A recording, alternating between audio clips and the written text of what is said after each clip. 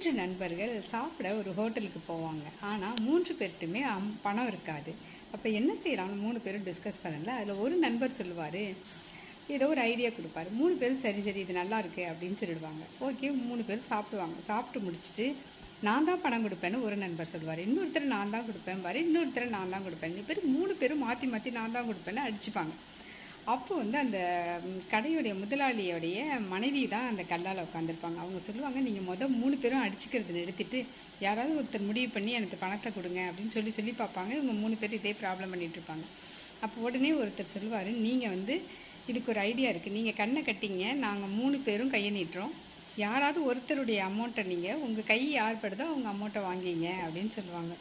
அந்த முதலாளியோடைய மனைவி என்ன பண்ணுவாங்கன்னா, சரி எப்படியோ பணம் வந்தால் போதும் அப்படின்னு சொல்லிட்டு அவங்களும் கண்ணை கட்டிக்குவாங்க. கண்ணை கட்டினது இவங்க 3 பேரும் என்ன பண்ணிடுவாங்க, எஸ்கேப் ஆகி ஓடிடுவாங்க.